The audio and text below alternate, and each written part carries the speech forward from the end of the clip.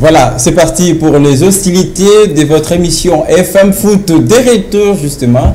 C'est vrai que vous nous avez manqué, nous vous avons manqué, mais c'était un moment aussi de tourner nos regards vers la 33e édition de la CAN de Cameroun qui a fermé justement ses portes depuis le 6 de ce mois. Donc le Sénégal est sacré champion d'Afrique pour la première fois de son histoire. Sadio Mané porté comme un héros de cette sélection, mais également son sélectionneur à l'UCC. On en parlera justement au cours de cette émission, une compétition qui nous a sans doute émerveillés. Malgré l'absence de la République démocratique du Congo, on va vous faire revivre en quelques mots les grands moments justement de cette compétition remportée, comme je le disais tantôt, par le Sénégal. Et puis à la fin de notre émission, justement, nous placerons un mot pour parler du FC Renaissance avec son nouveau comité chapeauté par le maître, chapeauté par Billy Maloua Cléophas, et qui a pris justement les rênes de cette équipe. On va essayer d'en parler surtout pour les objectifs sportifs de cette équipe, des prévisions, des détails à suivre dans cette émission. Je reçois pour en parler Arnaud Massengui, analyste sportif avec nous sur ce plateau. Bonsoir et bienvenue. Bonsoir Léo et bonsoir à tous ceux qui nous suivent en ce net moment. Très heureux encore d'honorer une fois mon invitation sur ce beau plateau de FM Foot. FM Foot de retour. De retour après la CAN, tout le monde était focalisé sur la CAN parce qu'on ne pouvait pas en passer. Malgré, comme vous l'avez dit, la RDC n'était pas présente, mais au moins c'était une fête africaine. Le Sénégal qui a remporté le titre, certes, c'est une nation africaine, donc c'était une fierté de voir un autre pays africain, le Cameroun, organisé pour la toute première fois une CAN avec 24 équipes, malgré les cas Covid. Pas une première fois parce qu'il y a l'Égypte qui a organisé à son tour. Ça, c'est à 24 équipes, mais là, c'était à 16. Non, c'était à 24 déjà. La première édition des 24, c'était déjà avec l'Égypte. Là c'est à vérifier. Non, justement, là, vous n'avez pas besoin de vérifier. C'était le Cameroun qui devait organiser ça. Le Cameroun a eu quelques problèmes d'organisation. C'est ainsi que l'Égypte avait pris la relève. Pas mal. J'encaisse donc. Malgré les cas Covid, mais au moins, le Cameroun a réussi les coups. Donc, félicitations aux pays organisateurs, surtout qu'aux Sénégalais, qui pour la première fois, ils ont remporté la CAN. Donc, on a vu comment ils ont festoyé, donc ça méritait qu'ils sont. Très bien, on va en parler largement au cours de cette émission. Mais d'abord, si je dois avouer à nos téléspectateurs, on vous a fait venir justement parce que vous avez commenté cette 33e édition de la CAN chez vous. Vous avez d'ailleurs diffusé toutes les rencontres. Alors, une première question, sur le plan organisationnel, est-ce qu'il faut le dire que les Cameroun, la CAF ont réussi justement à nous proposer une très grande fête du football africain? Comme je l'avais dit tantôt, donc, hormis les cas Covid, le Cameroun a réussi à organiser cette fête africaine parce qu'il y a eu d'abord des cas Covid que les gens doutaient parce que du début jusqu'à la fin, on doit se dire la vérité, on n'a eu aucun cas Covid côté camerounais. Donc, sauf que c'était les équipes adverses ou d'autres nations qui avaient des cas Covid. Je ne sais pas qu'est-ce que le Cameroun avait fait pour qu'ils puissent avoir des anticorps, si je peux dire, exceptionnels. Pour ne pas qu'ils puissent avoir des cas Covid chez eux, mais dans l'ensemble, ils ont réussi. Hormis aussi les pelouses, la pelouse plutôt, je crois, l'état des pelouses aussi, donc, ça a été évoqué par l'Algérie, par exemple. Hormis les deux choses-là, dans l'ensemble, il n'y a pas d'inquiétude. Les logements, toutes les nations étaient bien logées, la sécurité, il n'y a pas eu de cas d'insécurité, le cas d'accident à part l'accident qui a eu au stade de Lembe, là c'est entre eux. Mais aucune nation qui a été agressée comme ça, les cas, je crois en 2010 en Angola où il y a eu des accidents, il y a eu des cas d'agression des équipes, mais tout s'est passé dans l'ensemble. Je veux dire, le Cameroun a très bien réussi les coups. Voilà. Mais en parlant de la pandémie qui a failli même pousser cette compétition à un report, à un autre report, puisqu'on rappelle, d'ailleurs cette édition devait avoir lieu en 2020, qui a été reportée justement suite à la pandémie, mais il n'y a pas de joueurs seulement qui ont été testés positifs pendant la compétition. Il y a également les supporters, mais c'est là où je pose la question. Comment a été la gestion sur le plan sanitaire? Parce qu'il y a cette compétition a connu la participation des supporters. Vous savez, on est en Afrique. Donc, je peux dire tous les pays africains, surtout l'Afrique noire, on est tous pareils. Parce que d'abord, c'était dit, comme on est dans une période exceptionnelle, pour avoir l'accès au stade, il faut d'abord être testé négatif plutôt 48 heures avant, ou soit avoir votre carte. Est-ce que toutes ces procédures ont été respectées pendant la compétition? Certainement, c'est là où je vais revenir. Ces protocoles-là n'ont jamais été respectés. On a l'impression que cette pandémie existait que pour les adversaires du Cameroun. Certainement, donc l'OMS l'avait dit, la Covid, là, c'est une maladie qu'on doit vivre avec. Donc ce n'est plus la maladie comme on les prenait avant. Donc comme on prend la malaria, la fièvre typhoïde, tout ça, donc on doit vivre avec. Mais bon, les cas Covid, ça fait débat. On a vu Samuel Eto'o chercher à se défendre mais au moins, il y a eu, bon, je peux dire entre guillemets, je ne confirme pas, mais il y a eu tricherie quelque part. Parce que, oui, si je vois tous les pays adversaires, le Cameroun, il y avait que des cibles, il y avait soit des bons joueurs, Mais soit ça n'a pas été le cas, ça n'a soit pas des été le cas gardiens. contre l'Égypte parce qu'il y avait Oui, mais- Mohamed Salah qui était sur le terrain. L'un des leaders de cette équipe d'ailleurs. Toute chose, quand ça commence, les gens n'ont pas trop l'idée sur ça. Mais quand tout le monde se réveille, se rend compte que non, oh, il y a quelque chose qui se passe, et puis ça fait perdant. Les débuts, les Cameroun, ils jouaient à ce jeu-là. Nous-mêmes, la RDC, on a été victimes lors des Chans 2020. Ouais. On a vu Bengue, plus ou moins 14 joueurs, et des bons joueurs. Dans les Cameroun, ou bien les autres équipes avaient compris le jeu, et nous, les médias, et puis d'autres nations, ou bien même l'Europe, on a mis une certaine pression aux dirigeants camerounais, à l'équipe sanitaire camerounaise, et ils ont compris que ce jeu n'est pas bon, et ils ont fait un recul, et on a vu qu'avec d'autres matchs où il n'y a pas eu de cas Covid, on a vu l'Égypte se battre devant les Cameroun. Il n'y a pas eu de cas. Mais si on n'avait pas ouvert l'œil sur ça, on allait encore voir Mohamed Salah ou bien un ou deux gardiens, surtout ces gardiens Gabaski, qui a fait des merveilles lors de ces cas. Je déplore qu'il n'a pas été. Absolument, on placerait un mot sur ces. Il est mérité quand même. Mais dans l'ensemble, le Cameroun a réussi le coup. Raison pour laquelle ça leur a poussé aussi de dire qu'en 2030, ils vont essayer, ils vont oser déposer la candidature pour organiser la Coupe du Monde. Donc, on a déjà deux pays, on a le Maroc, c'est une partie, le Maroc et le Cameroun. Si ça réussit, ça sera pour une deuxième fois. Avec Samuel Eto'o en tête de la fédération camerounaise de football, nous pensons que c'est possible, puisque d'abord, qui a connu un grand parcours de joueurs très ambitieux, maintenant en tête du football camerounais. Nous espérons que ça peut toujours arriver. Donc personne n'a tort de rêver. Personne n'a tort de rêver. Attention, parce que l'image qu'il nous a montrée durant la CAN, c'est une autre image par rapport à ce qu'a toujours montré Samuel Eto'o. Quand il était joueur, ou bien avant qu'il devienne président de FECAFOOT, il montrait l'image d'un leader africain, d'un rassembleur, quelqu'un qui voulait donc les bonheurs de toute l'Afrique. Mais ce qu'on a vu, les déclarations de Samuel Eto'o pendant la CAN, ça pouvait défendre beaucoup plus son pays, Cameroun, il s'en foutait. Bon, là c'est normal quand même. On n'a qu'à voir Roger Mila qui déclare que ce sont les Maghrébins qui foutent la merde de la football africain. À cette position, je vous rappelle qu'il est président de la Fédération camerounaise de football et non président de la CAF pour plaider au nom du continent africain. Pardon, justement, Arnaud, c'était juste le début. On aura certainement l'occasion, même dans nos prochaines éditions, pour en parler. Mais comme je l'ai dit au début de cette émission, c'est le Sénégal qui est sacré champion de cette 33e édition de la CAN Cameroun 2021. Et on va vous proposer justement la réaction après cette victoire historique du Sénégal. Un des artisans justement, Sadio Mané, très content, et pour lui c'était un grand événement. On va l'écouter rapidement. Ensemble on gagne.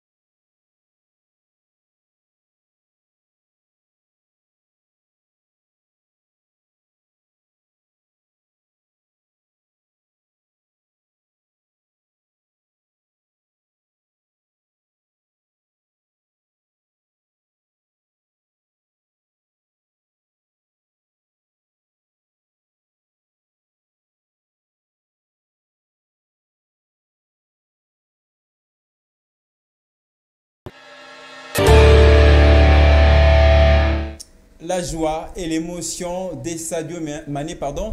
Il fallait attendre plusieurs décennies, plus de 20 ans pour voir le Sénégal, qui était compté quand même parmi les grandes nations du football africain, remporter pour la première fois de son histoire une phase finale de la CAN.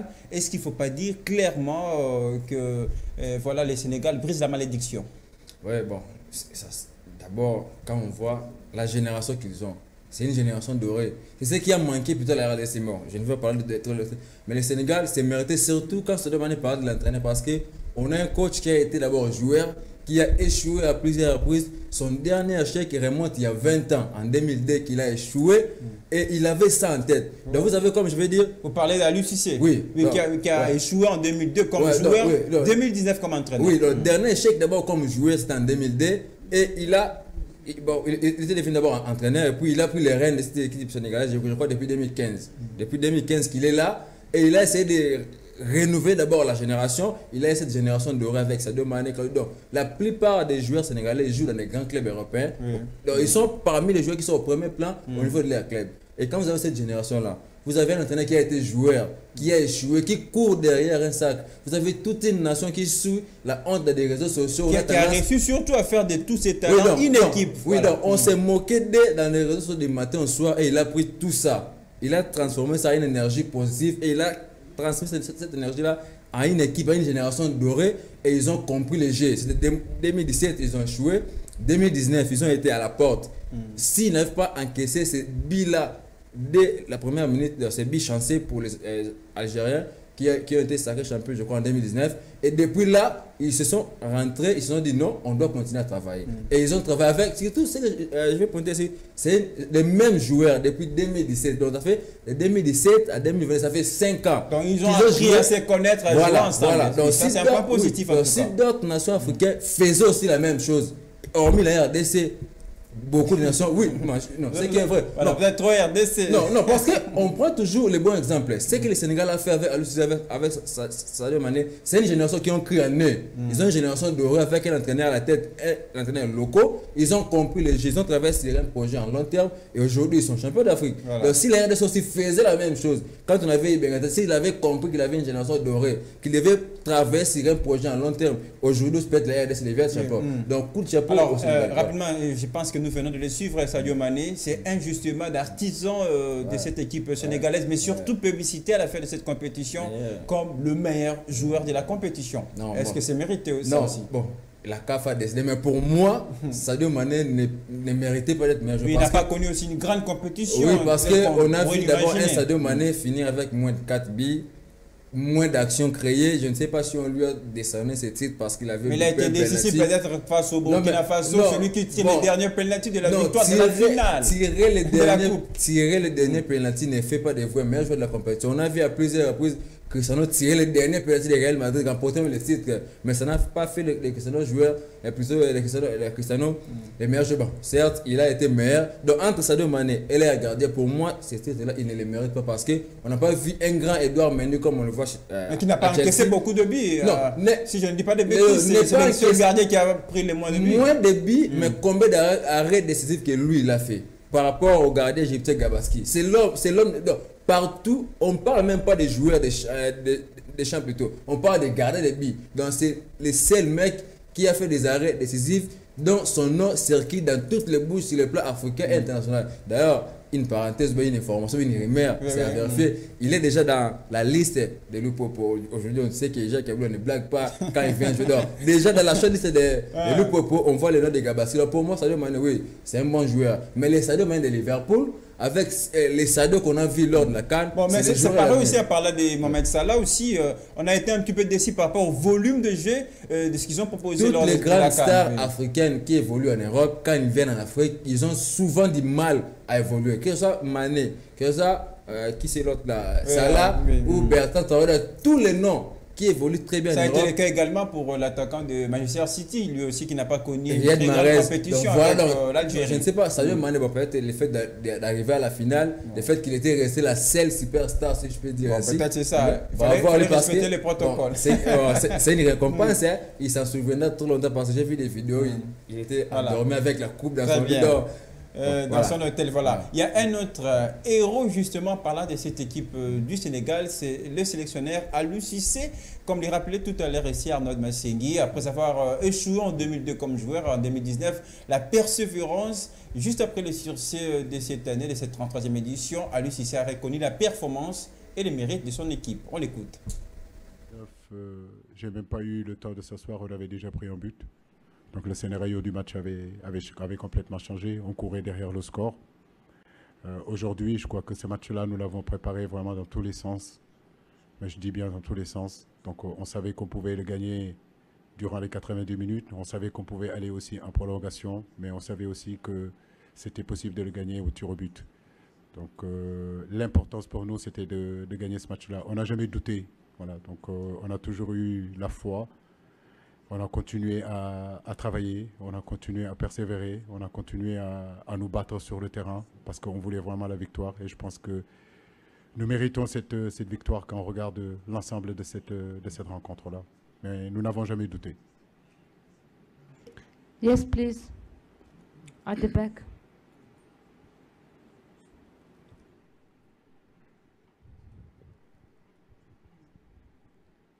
Bonsoir coach, félicitations à l'UCC. 2002, 20 ans plus tard, c'est au Cameroun que vous soulevez enfin le premier trophée. Est-ce que pour vous, ça a une teinte particulière? Je dirais que oui, parce que le Cameroun... C'était Aliou Cissé, sélectionneur du Sénégal, qui en tout cas saluait la performance et le mérite de son équipe. Justement, on le disait tout à l'heure ici, c'est un entraîneur sur qui on a inscrit un projet. Et la Fédération sénégalaise de football a crié justement à cet ancien international sénégalais et qui aujourd'hui apporte les titres qui manquaient très longtemps et surtout qui échappaient à la sélection sénégalaise. Mais vous savez, s'il y a un homme qui a passé une douce nuit, ces jours-là, c'était à lui. C'est parce que d'abord, je peux dire cette CAN, c'était comme une ultimatum pour lui. Parce que déjà, on lui critiquait le fait d'avoir des meilleurs joueurs dans les billes jusqu'au numéro 9 et sur les bancs. D'autres disaient que c'était un entraîneur qui n'était pas à la hauteur des joueurs qu'il a, de l'effectif qu'il avait. Donc, il a su prendre tout ça et comme j'avais dit, il a transformé ça en une énergie positif. Donc c'est un mec qui a un mental fort, si je peux dire, parce qu'avec tout ce qu'il d'abord lui, il a passé comme joueur et tu prends les rênes d'une équipe qui a des stars. D'abord, la gestion des stars, c'est tout un problème. Parce qu'à son arrivée, c'est Mané qui était le capitaine. À son arrivée, c'est Mané qui était le capitaine. Lors du CAN 2017, c'était Kouyaté, le milieu de terrain de Crystal Palace aujourd'hui, qui était le capitaine. Et lors de cette CAN, on a vu Kalidou Koulibaly, le joueur de Naples, porter le brassard. D'abord, pour prendre les brassards, les passer d'une star à une autre, c'est tout un problème. Ça peut créer un ego qui peut diviser les versets, qui peut diviser l'équipe. Donc déjà, quand vous avez des stars à gérer et que vous avez, si à imprimer votre marque, c'est d'abord quelque chose à féliciter. Parce que quand tout entraîneur réussit d'abord à maîtriser les vestiaires, son effectif, déjà, donc, vous avez déjà à 80% réussi votre mandat. Donc, Aliou Cissé, c'est quelqu'un qu'on félicite parce que si je prends les propos de l'entraîneur, ancien entraîneur d'Arsenal, Arsène Wenger, donc parmi les coachs qu'il a plébiscité, parmi les 3 meilleurs coachs, il y a Aliou Cissé et puis là c'était Ibenge. Donc c'est un gars à féliciter aujourd'hui et aujourd'hui il a ramené le Sénégal parmi les 30 meilleures nations sur le plan mondial. Voilà. Dans les top 30, le Sénégal en fait partie. Il est le premier africain, donc depuis qu'ils sont au top de l'Afrique, c'est quelque chose. C'est un coach à féliciter. Et si le Sénégal continue avec le même entraîneur, j'espère, lors de la prochaine Coupe du Monde, parce qu'ils vont, ironie du sort, ils vont encore se rencontrer au mois de mars, le 26 mars, avec la même équipe égyptienne. Donc pour la double confrontation. Et si il réussit à conserver le plus longtemps possible, à lui, c'est comme la France l'a fait avec Didier Deschamps. Donc j'espère que cette équipe sénégalaise pourra encore aller plus loin lors du prochain mondial. Très bien, Arnaud. Donc ça, de la matière, c'est en tout cas très efficace. Donc il n'avait pas tort, le sélectionneur sénégalais, reconnaître la performance, le mérite de son équipe, justement parce que cette coupe, comme je le disais, échappait très longtemps à la sélection sénégalaise. On va s'arrêter là pour le Sénégal, justement, qui va profiter de ce temps. On a vu les retours à Dakar. Les Sénégalais sont venus de partout justement et pour recevoir, accueillir leur équipe, voilà, et pour ces sacres qui a fait beaucoup de plaisir. On a vu le président Macky Sall, évidemment, qui a reçu le joueur. C'était une très grande fête. Et ça reste l'histoire pour l'éternité. Oui, voilà. Première nation. 6 février qui reste historique pour ce pays. Surtout en parlant de Aliou Cissé, je voulais ajouter que c'est une des rares grandes figures du football sénégalais qui est revenu après. On a connu Abdou Diouf qui ont un petit peu disparu. Un coach local prenne les rênes et puis remporter surtout les titres. Prendre surtout ce risque-là, surtout quand ça ne venait pas. L'échec en 2019, ça avait un petit peu choqué choqué à l'effectif. Bravo à l'UCC, bravo au Sénégal pour ces sacres. Donc le Sénégal qui a remporté la 33e édition. Avant de parler du dossier Renaissance, avant de terminer, plaçons un mot rapidement par rapport à la RDC. Je vous ai senti très mal. Vous revenez souvent sur la RDC qui n'a pas été au rendez-vous justement lors de cette CAN. Mais cette RDC a la chance justement de trouver les tickets pour le mondial, chose qui sera peut-être historique à nos jours, même si on a connu une première participation, là ça date en tout cas, c'est encore l'époque d'Isaïr. Mais la RDC, et d'ailleurs qui a connu voilà, les 2 dates pour le double confrontation face au Maroc, est-ce que la RDC a toujours toutes ses chances pour se qualifier au prochain mondial Qatar 2022? Les chances, je ne peux jamais les enlever entre les mains de nous Congolais. Mais tu sais Lionel, à chaque fois où devant un match, la RDC a toujours été favori sur papier. Mais dès qu'on arrive sur le terrain, cette équipe sait qu'elle produit. Vous voulez dire sur papier, la RDC favorite par rapport au Maroc? Souvent, non. Actuellement, non. Actuellement, non. Mais devant, beaucoup de sont. L'exemple récent, la RDC a joué contre les Bayériens. Une nation, je peux dire, inconnue sur le monde. Ça, c'était dans le cadre, c'était un match préparatif. Si je me parle de ça, je veux citer, on a joué des matchs ici contre la Tanzanie, les Bénin, les Kenya, tout ça sont des matchs que la RDC a perdu. Mais déjà, on voyait l'effectif qu'a la RDC. Vous vous dites non, quand on arrive sur le terrain, on va les rebattre. Mais quand on arrive sur le terrain, c'est que cette RDC présente sur le terrain. C'est une équipe qui le problème, ce n'est pas que la RDC a beaucoup de talent à l'étranger, comme ici sur place, mais la RDC a un problème de faire une équipe. C'est ce qu'on a vu avec le Sénégalais. Beaucoup de talent, mais à lui, tu a réussi à composer une équipe. Voilà. Donc, il faut trouver un entraîneur qui doit être au-dessus de son effectif, qui saura faire les bons choix. Et surtout que chez nous, il y a trop de ramifications. Il y a des bons joueurs, mais qui ont du mal à évoluer avec la nation congolaise parce qu'il y a tel ou tel qui donne aussi son opinion ou bien qui impose. Non, moi j'ai vu ce que j'ai vu. Exemple typique, il y a, vous savez où est passé Paul Joseph Pok? Disparu. Il est même réclamé en sélection. Pourquoi? C'est un gars qui joue à Kona Sport, il est régulier, il joue très bien. Mais s'il ne vient pas en équipe nationale, pourquoi? Parce que c'est un gars qui a été, ou qui est proche de Constant Marie. On n'a pas beaucoup de temps puisqu'on doit aborder le dossier sur Renaissance. 30 secondes. C'est un gars qui a été proche de Constant Marie. C'est lui qui a fait venir les kinésithérapeutes, les blancs qu'on voit à l'équipe nationale. Beaucoup de joueurs sont venus par son canal. Mais vu qu'Omar n'est plus là, on ne voulait plus d'Omar et on a déjà écarté tout le monde qui a été Omar, y compris les joueurs qui est victime, qui est écarté seulement du fait d'être proche de Constant Marie. Dans la RDC, c'est bon, on a toutes les chances. Oui, mais en parlant de la RDC, rapidement, une question très vite. La RDC qui n'a pas été justement au rendez-vous à la CAN, la RDC qui est également quand même, qui a connu 2 stages, pardon. Le premier qui concernait exclusivement les locaux, il y a eu un deuxième qui est venu après. Quels sont les bilans tirez-vous de ces 2 matchs, de ces 2 stages, pardon? Rapidement, vous avez une minute.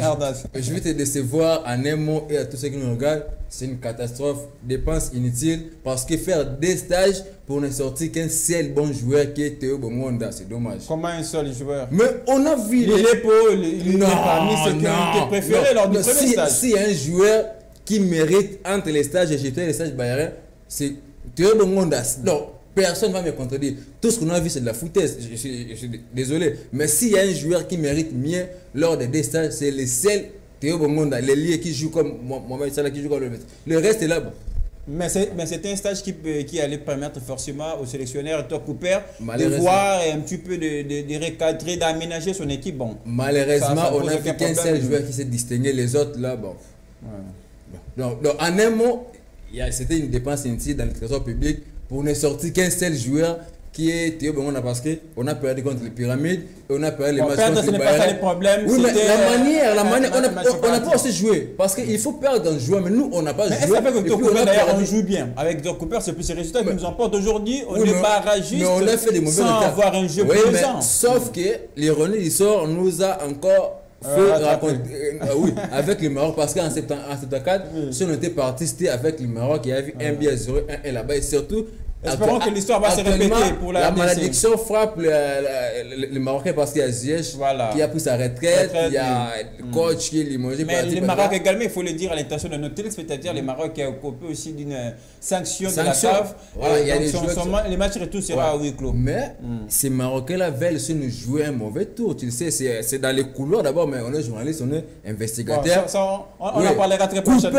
Et c'est la tablette des Marocains, ils veulent nous chipper, ils veulent intoxiquer l'entraîneur. Ils ont fait découper leur priorité après avoir limogé leur entraîneur. Mais justement, si ça va venir, ça sera justement après les barrages. On l'espère. Alors, on va attendre calmement pour savoir les sorts. C'est vrai que nous sommes tous Congolais, nous souhaitons justement le bonheur et voir les Léopards de RDC se qualifier pour le Mondial Qatar 2022. On aura toujours des amis de temps en temps sur ce plateau pour en parler, vous dire ce qui se passe dans le coulisses évidemment. Allez, on va terminer avec un dossier qui va un petit peu nous amener dans une autre ambiance. On va parler du dossier FC Renaissance et qui a connu justement le nouveau comité chapeauté par Billy Malou à Cléophas. On va vous proposer justement en résumé ce qui a été cette assemblée générale élective et qui a conduit en tête de cette équipe Maître Billy Malou à Cléophas.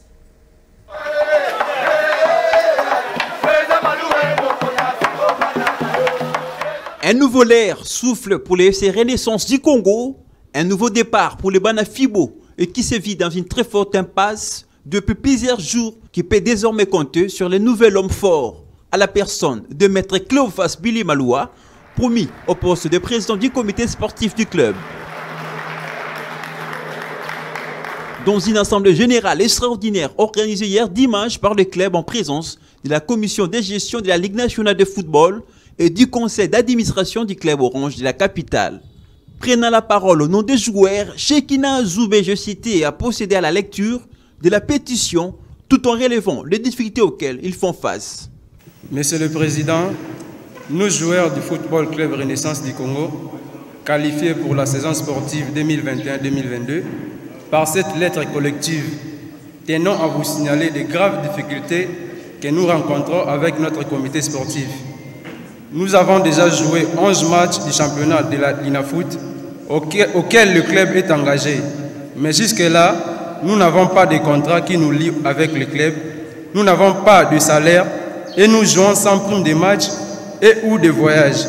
La prise en charge par les comités sportifs n'est pas garantie. Les conditions de travail ne sont pas bonnes et ne nous permettent pas de donner le meilleur de nous-mêmes. Après l'examen de la pétition qui a été jugée recevable, l'Assemblée générale a procédé au choix de nouveaux dirigeants. À l'issue de cette assemblée, sachez que le maître Cléophas Billy Malou a été porté à la tête du FC Renaissance du Congo en remplacement de Willy Mandela désavoué par le conseil d'administration il y a quelques semaines. Pour sa première prise de parole, le nouveau patron de Banafibo a rappelé qu'un seul sentiment, celui de travailler pour le bien-être de l'équipe. Le plus grand sentiment au Tozanango pour le moment, c'est un sentiment de travail. Eza ebele oyo batu nyonso bayokaki, bazo yoka, pe bako continuer koyoka. Ce qu'on peut demander na bandeko nyonso, tozala na oyo balobaka le chien à bois, la caravane passe. Totala te oyo eza na sima. O nyonso eleka na sima eza na tina te lelo totala liboso na biso nini tokoki kosala po na mwana na biso Renaissance. Toza na mwana moko oyo biso nyonso tosanganeli awa ezali Renaissance. Renaissance aza na posa akozala pe na posa akotikala na posa wana ya mayele makanisi ya mutu nyonso oyo akoki ko mema quelque chose pour que Renaissance ekende liboso. Rappelons que le nouveau président du FC Renaissance, le maître Billy Malou à Cléophas, sera secondé par Babi Balukuna comme vice-président et au poste de secrétaire sportif, François Boyo prend les commandes. Retenons que le nouveau comité a donc la charge de mettre fin à la présente crise qui sévit au sein du club depuis le début de la saison.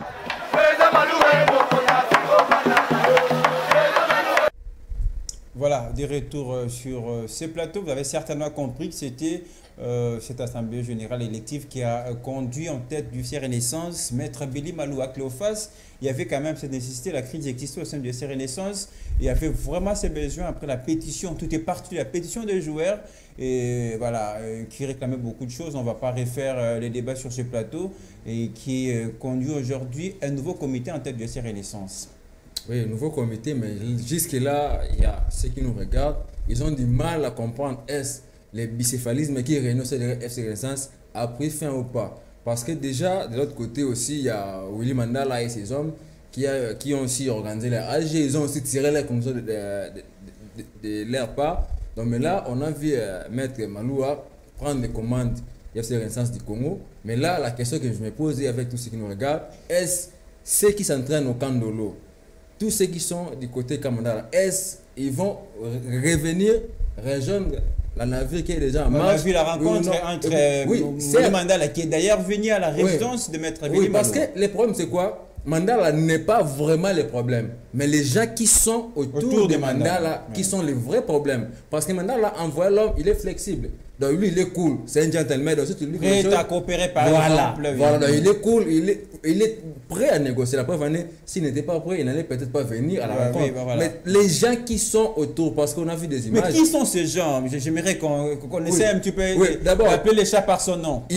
Il a son conseiller, il a ses secrétaires qui passent dans des médias, qui font des émissions, qui font des interviews. D'ailleurs, on a vu une vidéo qui circulait, il y avait un joueur ou un groupe de joueurs qui avait dit qu'ils ont été corrompus pour la pétrole. Tu vois, quand vous avez autour de vous ces gens-là, qui sont là peut-être pour dire la vérité, ou qui sont là pour intoxiquer les autres, donc c'est un peu compliqué de comprendre. Mais quand on voit déjà le président Willy Mandela se déplacer, venir à la rencontre de Maître Billy Maloua, est-ce que ces conseillers, ceux qui font des émissions, qui disent à côté, ont encore une certaine crédibilité? Moi, je pense non. Hein. Bon, pour que ces gens-là ne puissent pas avoir la crédibilité, lui étant que président de leur côté, parce qu'il est président de leur côté. Donc de ce côté-là, c'est lui le président.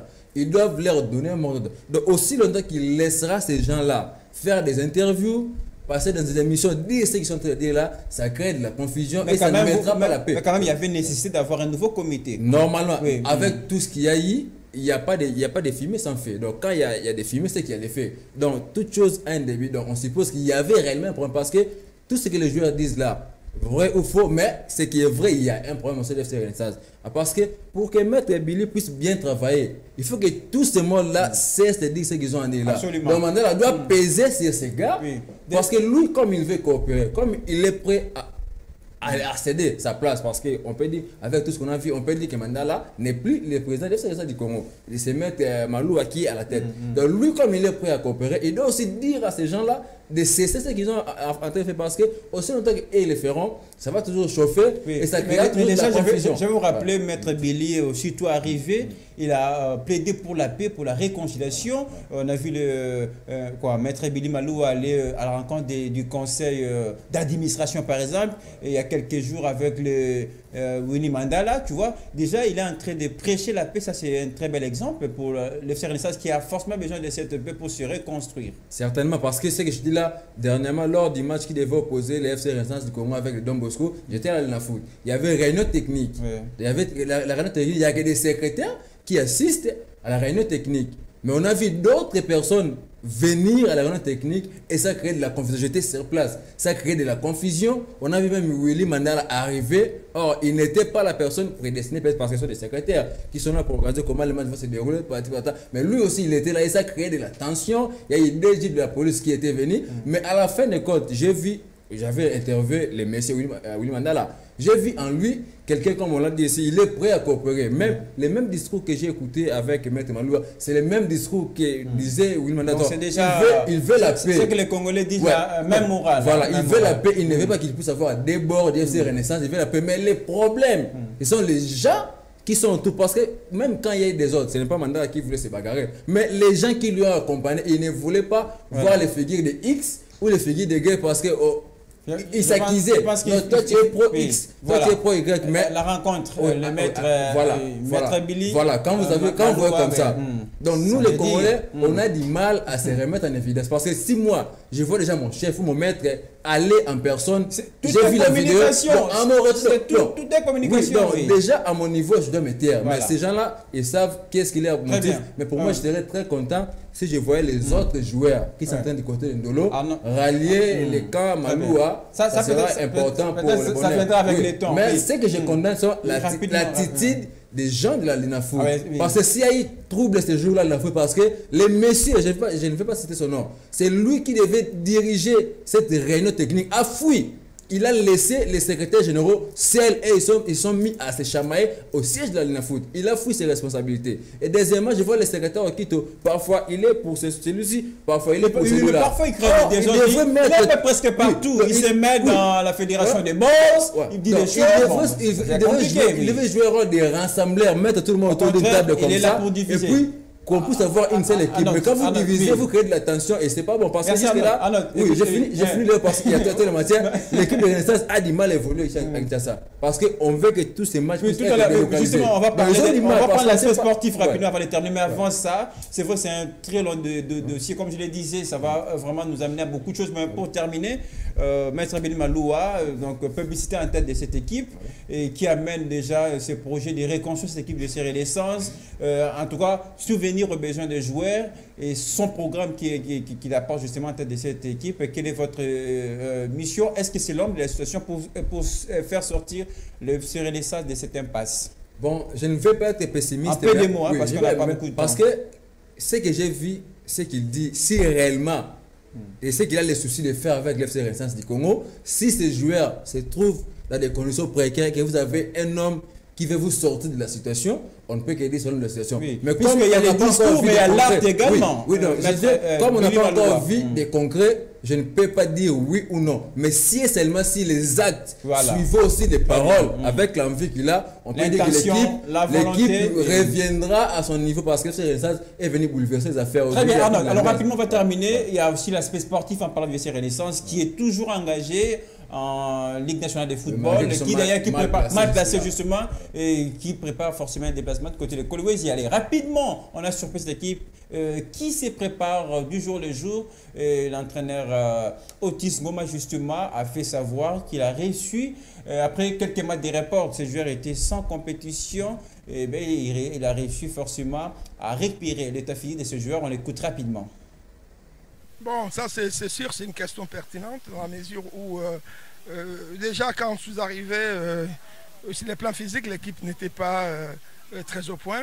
Donc le groupe a fait, dont je félicite d'ailleurs, ils ont fait un travail énorme pour essayer de niveler le niveau physique et athlétique. On a eu ces matchs qu'on a gagnés contre RCK dont la première mi-temps était un peu difficile par manque de rythme. Je dis bien manque de rythme, parce que le rythme et la condition physique, c'est deux choses diamétralement opposées. C'est vrai qu'il y a les dossiers au niveau des bureaux, le comité, mais l'aspect sportif, là on voit les patrons s'appellent Otis Ngoma. Il promet, c'est une mission un peu difficile, mais pas impossible. On se rappelle à l'époque, il a réussi à remonter le Derrick Lamotte-Mapemba à l'époque, qui était très mal placé. Est-ce qu'il est capable encore de faire ça avec le FC Renaissance? Bon, connaissant l'état d'esprit d'Otis Ngoma, c'est quelqu'un qui est déterminé quand il fait quelque chose. Très professionnel. Il arrive jusqu'au bout. Donc avec son état d'esprit, quand vous avez un coach qui est déterminé, quand vous avez un dirigeant ou le président Maloua qui est aussi déterminé, et si il réussissait seulement à transmettre cette énergie-là chez les joueurs, donc je ne dis pas que c'est impossible, mais l'FC Renaissance peut revenir à son meilleur niveau parce que quand Renaissance est au meilleur niveau, on sent qu'il y a de l'ambiance au niveau du football congolais. Donc les deux énergies-là, qu'il réussisse seulement à les mettre en symbiose et les transmettre auprès des joueurs, j'espère que tout ira bien pour l'FC. Je rappelle d'ailleurs l'entraîneur Otis Ngoma est venu également à la rencontre de Maître Billy Maloua, avec qui ils ont longuement échangé sur l'aspect sportif, le projet de cette équipe. On pense vraiment les trains en marche pour l'FC Renaissance. En mot de conclusion, c'est vrai qu'on va revenir toujours pour ce grand dossier consacré au FC Renaissance avec son nouveau président, Maître Billy Maloua. En conclusion, le FC Renaissance, c'est vrai qu'il faut remonter et quitter viser les hauts du classement. Pourquoi pas FC Renaissance qui joue le métier, mais qui peut aussi espérer nous surprendre, discuter l'Afrique la saison prochaine. Non, l'Afrique, par la Linafoot, c'est un peu compliqué vu le classement actuel, mais ce qui est certain, ils ont encore toutes les chances d'assurer leur place en Ligue 1. Voilà. Mais aux dirigeants de la Linafoot, cessez de jouer à la chauve-souris. Montrez-nous votre position, parce que jusque-là, s'il y a des faits, parce que je dis FC Renaissance du Congo, demain, ça sera un autre club. Mais prenez vos responsabilités, mais quand c'est oui, il faut dire oui, quand c'est non, il faut dire non. Au lieu de laisser les gens se bagarrer comme ça, et pourtant vous êtes là, vous êtes à la source. Donc cherchez la paix, parce que quand l'FC Renaissance est en paix, on sent que le football au niveau de Kinshasa, ça évolue très bien, il y a de la bonne ambiance. Vu que l'FC Renaissance ne joue plus à Kin, on a perdu cette ambiance-là. Donc, au déjà dans le foot, prenez vos responsabilités en main et aidez nos équipes aussi à sortir quand c'est difficile, parce que c'est vous qui avez les derniers mots quand ça va mal dans le football congolais. Arnaud Massengui, il y a de la matière justement. Bon, j'ai fait peut-être, je ne l'ai pas dit au début, on devait avoir Méline Kanza, un peu de l'autre côté, qui nous a un peu causé un petit peu la paix. Je pense certainement il sera avec nous sur ce plateau de FM Foot. Merci Arnaud Massengui d'avoir répondu à notre invitation. Merci à toi Léo, je salue là où il est. Méline, quand je sais qu'on se verra prochainement. Un autre plateau, ta chaise est vide, mon cher. Oui. Et puis d'ailleurs, j'aimerais rappeler à l'attention de nos téléspectateurs, vous allez retrouver désormais FM Foot chaque samedi pour vous offrir un très bon débat des week-ends sur l'actualité sportive. Allez, on va s'arrêter là pour aujourd'hui. Merci à toute l'équipe qui a fabriqué l'émission ce soir, mais beaucoup plus à la magie côté réalisation, Rachdi Soft Keba, et qui nous a aussi certainement aidé à préparer cette émission. C'est fini. Prochain rendez-vous, ce sera certainement le week-end et samedi, avec un plaisir. Dans l'autre temps, retrouver la grande édition du journal FM tout à l'heure à 19h30.